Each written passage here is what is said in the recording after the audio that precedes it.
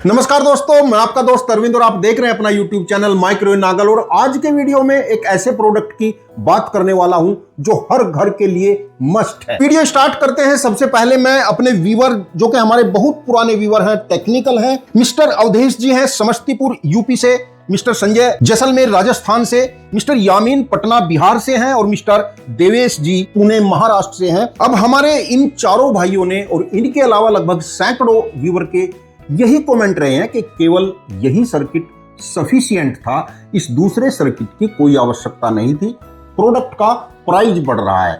जैसा कि ओपन करके भी मैं आपको दिखा देता हूं, प्रोडक्ट मेरे पास यहां पर रखा हुआ है। दो सर्किट लगे हैं, कुछ एमसीबी रिले वगैरह आदि लगी हुई होती हैं जो कि जरूरी है। तो हमारे इन व्यूअर ने भी और दूसरे व्यूअर ने भी हमें कमेंट करके मेल से यह पूछा है कि चलिए यह कार्ड है, यह तो जरूरी है, इस पर कट ऑफ रिले लगी है जो कि प्रोटेक्शन देती है। हमारे बहुत से बड़े बड़े टेक्निकल व्यूअर, इंजीनियर व्यूअर ने यह कहा है कि इसमें इसकी कोई आवश्यकता नहीं है। दोस्तों बिल्कुल सही है, इसके बिना भी प्रोडक्ट में सारे फीचर आएंगे, सारी प्रोटेक्शन आ सकती हैं, सभी तो नहीं आ सकती। अभी मैं आपको बताऊंगा कि इसका काम क्या है और कंपनी ने एक बड़ी रिसर्च के बाद क्यों इसको यहां पर रखा है। और इस अलग कार्ड को जो आप देख रहे हैं, इसमें कुछ नहीं है, कनेक्टर है और यह सीएमसी है। अब दोस्तों यह काम क्या करता है, क्यों इसको लगाया गया है, एक चार्ट के माध्यम से पूरी डिटेल आपको बताता हूं। दोस्तों जैसा कि सेफ्टी कवच के, चाहे वो 3 किलोवाट है, 5 किलोवाट है, 10 किलोवाट है, 25 किलोवाट है, तो जैसे ही आपकी मेन सप्लाई का मेन डिस्ट्रीब्यूशन बोर्ड होता है, वहीं पर इसको लगा दिया जाता है। कंपनी की तरफ से यह सजेस्ट किया जाता है कि सेफ्टी कवच से पहले फ्यूज जरूर होना चाहिए, क्योंकि सेफ्टी कवच के अंदर कार्ड पर जो एमओवी लगे होते हैं, इनपुट पर एमओवी ही होते हैं।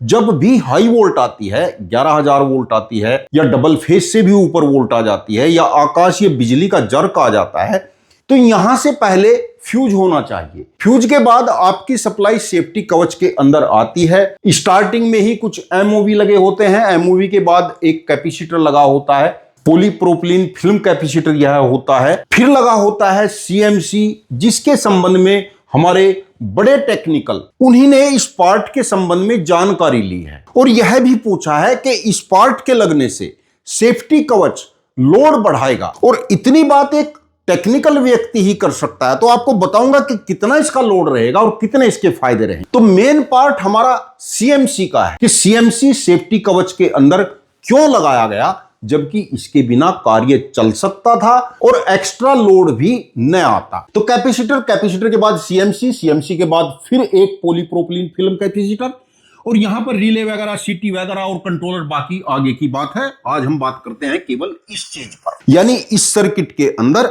इस पार्ट पर बात करेंगे। क्या आपके घर में टीवी है, इंडक्शन चूल्हा है, इन्वर्टर टेक्नोलॉजी का एसी है, कंप्यूटर है, मोबाइल है, उसका चार्जर भी होगा, लैपटॉप भी होगा, उसका चार्जर भी होगा, और इनके अलावा भी हाई फ्रीक्वेंसी जनरेट करने वाला कोई दूसरा प्रोडक्ट जरूर होगा। और यह प्रोडक्ट केवल आप ही के घर में नहीं है, आपकी कॉलोनी में, आपके मोहल्ले में जो दूसरे घर हैं, उन सभी के यहां इस तरीके के प्रोडक्ट होते हैं। और भी बहुत सारे इलेक्ट्रॉनिक अप्लायंस होंगे, तो उन सभी अप्लायंस के अंदर एक एसएमपीएस सप्लाई लगी होती है। तो मैं आपको बता दूं कि हाई फ्रीक्वेंसी जनरेट करने वाली जो एसएमपीएस सप्लाई होती हैं, जो high frequency 20 kilohertz, 30 kilohertz, 100 kilohertz पर कार्य करती हैं, तो वहां से high frequency spike, EMI, D V D T, harmonics, बहुत सारी इलेक्ट्रॉनिक की गंदगियां उत्पन्न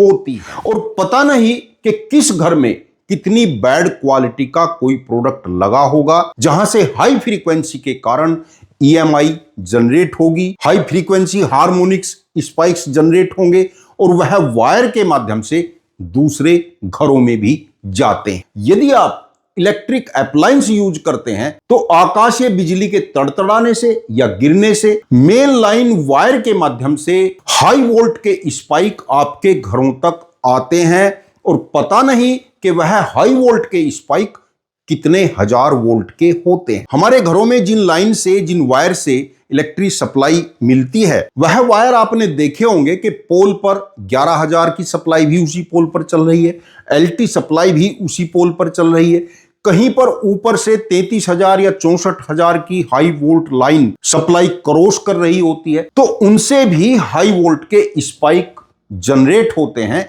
जो हमारे घरों तक आते हैं। और वही कारण होता है कि अक्सर हमारे घरों में इलेक्ट्रिक अप्लायंस खराब हो जाते हैं, जिनको हम एक सामान्य बात मानते हैं, एक साधारण चीज मानते हैं। वह साधारण चीज नहीं है। अप्लायंस खराब किसी न किसी कारण से होते हैं, और उसका कारण होता है कि हमारी मेन सप्लाई में आने वाली इलेक्ट्रिसिटी की गंदगी, जो कि हमको दिखाई नहीं देती, महसूस नहीं होती, लेकिन जो टेक्निकल व्यूअर हैं, इलेक्ट्रॉनिक इंजीनियर हैं, वह सब कुछ जानते हैं। तो दोस्तों, हमारे घरों के अंदर भी जो कि बहुत सारे ऐसे अप्लायंस हैं जो हाई वोल्ट स्पाइक जनरेट करते हैं, जो वायर के माध्यम से बाहर मेन लाइन पर जा सकती है, या मेन लाइन के माध्यम से बहुत सारी गंदगी हमारे घर के अंदर आ सकती है, उन सभी को रोकने का काम करता है यह कॉमन मोड चोक CMC। और यह तीनों पार्ट मिलकर बाहर से आने वाली इलेक्ट्रिसिटी को प्योर करते हैं, शुद्ध करते हैं। हार्मोनिक्स, हाई वोल्ट स्पाइक,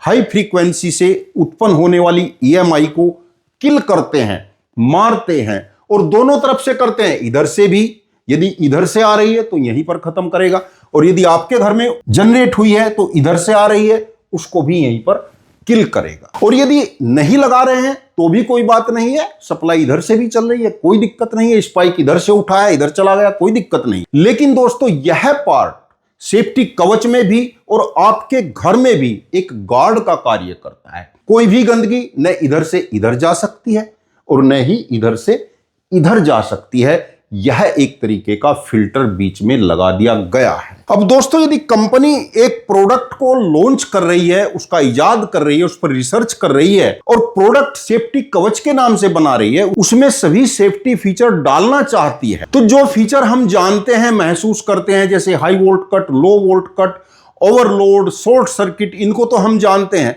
यह फीचर डाल देने से यह सेफ्टी कवच नहीं हो जाता है। कुछ ऐसी अशुद्धियां जिनको हम महसूस नहीं करते हैं, नहीं देखते हैं, और वह बहुत खतरनाक होती हैं, वह भी इसके अंदर डालना बहुत जरूरी था।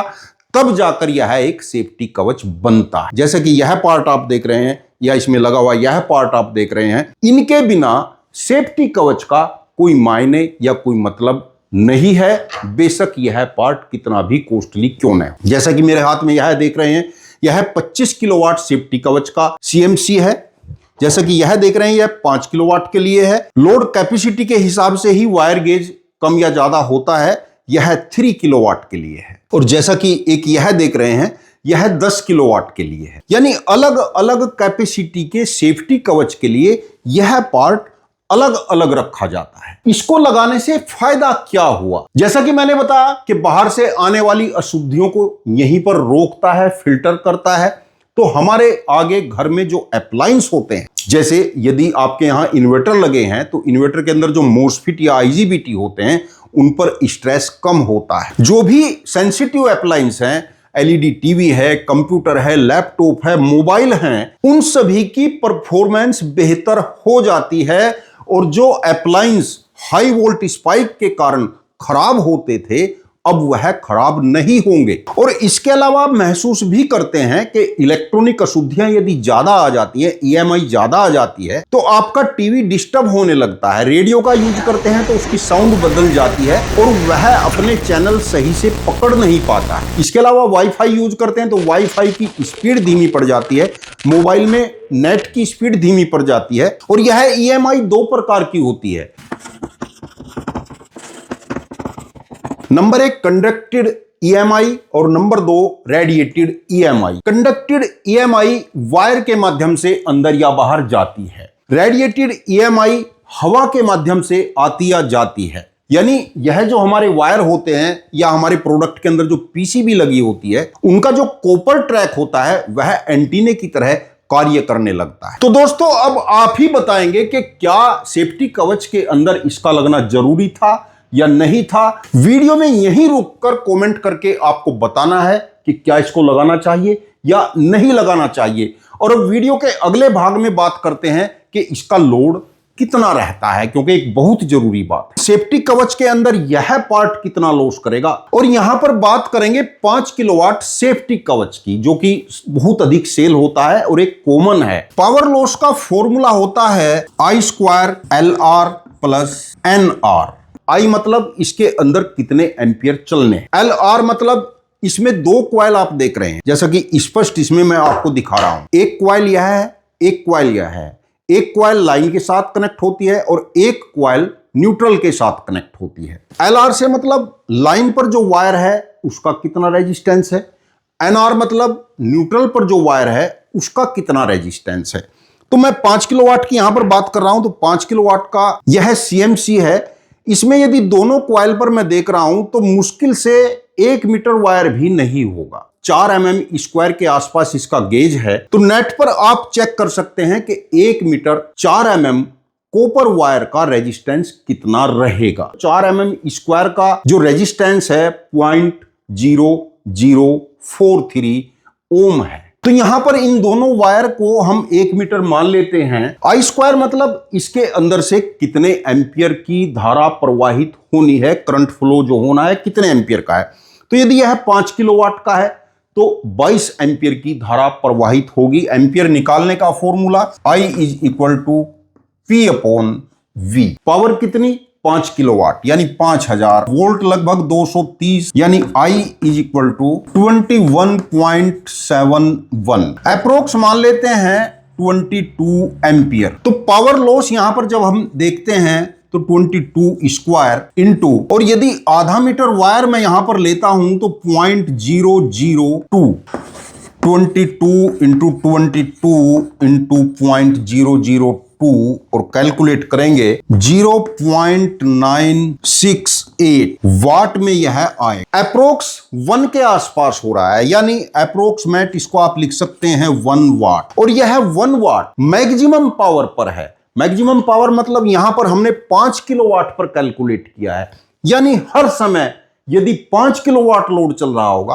तो यह 1 वाट का लॉस करे, जबकि 5 किलोवाट लोड लगातार नहीं चलना है। कभी घर में 500 वाट लोड चलता है, कभी 1 किलोवाट चलता है, कभी 3, कभी 4, इस तरीके से चलता है। तो एवरेज लोड यहां पर 2.5 किलोवाट का आप ले सकते हैं। यानी यदि 24 घंटे की बात करूं तो 24 घंटे में एवरेज लोड यहां पर आधा कर लेते हैं, यानी 1 घंटे में 0.5 वाट और 24 घंटे में 12 वाट का पावर लॉस यहां पर होता है, जो कि नगण्य है। यानी एक दिन में 12 वाट का लॉस हो रहा है तो 30 दिन में होता है 360 वाट। यानी अभी 1 यूनिट भी नहीं हुई है। जब यहां पर 1000 वाट हो जाएगा तब 1 यूनिट आएगा। यानी यदि 3 महीने तक लगातार 24 घंटे आप 2500 वाट का लोड चलाते हैं तब जाकर लगभग 1000 वाट होगा, यानी 1 यूनिट होगा, जो कि नगण्य है इसकी खासियत देखकर। तो दोस्तों अब कमेंट करके आप ही बताएंगे कि जो सेफ्टी कवच प्रोडक्ट है वह 3 किलोवाट है, 5 है या कोई भी है, उसके अंदर क्या इस प्रोडक्ट को यानी इस पार्ट को लगाया जाए या नहीं लगाया जाए। क्योंकि मैक्समोल की टीम ने लगभग 1 वर्ष की जद्दोजहद के बाद इन सभी पार्ट को चूज करके कहां किसको लगाना है, किसकी कितनी वैल्यू है, और इसकी वाट का और लॉस का कैलकुलेशन पहले ही कर लिया गया था। यहां पर तो मैंने मैक्सिमम लोड लेकर आपको बताया है, अन्यथा जब रेगुलरली हम इसको देखते हैं तो इसका जो लॉस है वह लगभग नगण्य है, अमान्य है। और दोस्तों मैं आपको जानकारी दे दूं कि जो सेफ्टी कवच प्रोडक्ट है कंपनी के, अभी तक कंपनी ने इसको अपनी मैन्युफैक्चरिंग कॉस्ट पर लगभग सेल किया है। अब 1 फरवरी से इसकी कॉस्ट बढ़ने वाली है, यानी कंपनी अपना प्रॉफिट, मार्केट के खर्चे, एडवर्टाइज के खर्चे सभी जोड़कर इसका प्राइस बढ़ाएगी, यानी अच्छा खासा इसका प्राइस हो जाएगा। तो जो व्यूअर लेना चाहते हैं मैं सजेस्ट करूंगा कि 31 जनवरी तक आप परचेज करने की कोशिश करें, क्योंकि हो सकता है कि आगे गर्मियों के दिनों में कॉस्ट बढ़ने के साथ साथ प्रोडक्ट शॉर्ट भी हो जाए। और दोस्तों मेरी अधिक से अधिक व्यूअर से यही रिक्वेस्ट है कि जो टेक्निकल हैं वह टेक्निकल जानकारी लेते रहें और चैनल पर देते भी रहें। वीडियो देखने के लिए आपका बहुत बहुत धन्यवाद। नमस्कार दोस्तों।